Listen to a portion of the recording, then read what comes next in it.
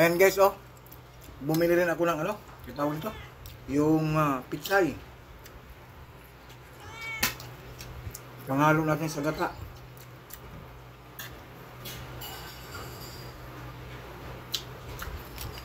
Para lalong masarap.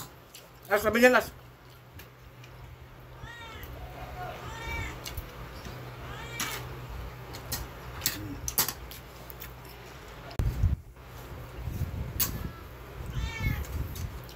Tara guys, yung mga alam ko, gustong-gusto nyo rin kumain dyan. Ito. Sabayan nyo ako sa aking lunch time. Masarap guys ang gata. Yung tilapia, lalo na pag may pizza guys, no?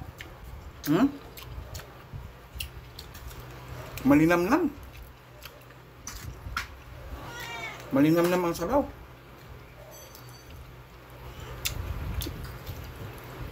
Lalo na pagka yung tila ang halo doon yung pitsay, ang sarap ng pitsay.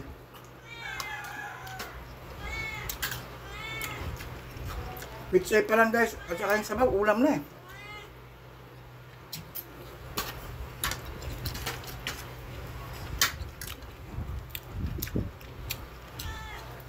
Sarap.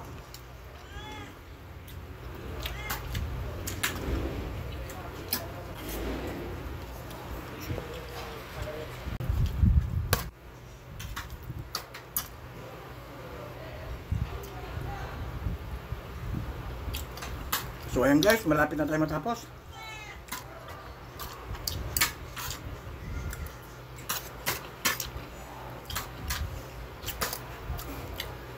Alam nyo guys, madali lang lutuin tong gata ng tilapia. Subukan nyo guys magluto ng ganito.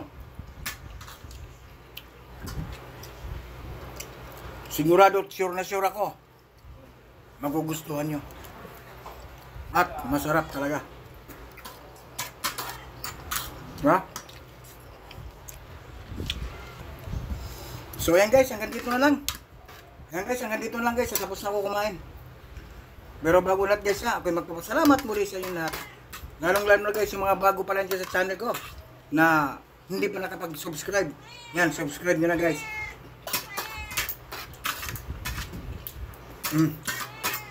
Ayan, thank you Lord. At naraos ko na naman ang aking pananghalian for today. Talagang napakasarap guys kumain talaga. Lalo na pag mga gantong ulam mo. Ayan guys. Thank you. And bye bye. Good luck anyone guys sa inyo lahat. God bless us all and I love you all. See you by the next vlog. Thank you so much.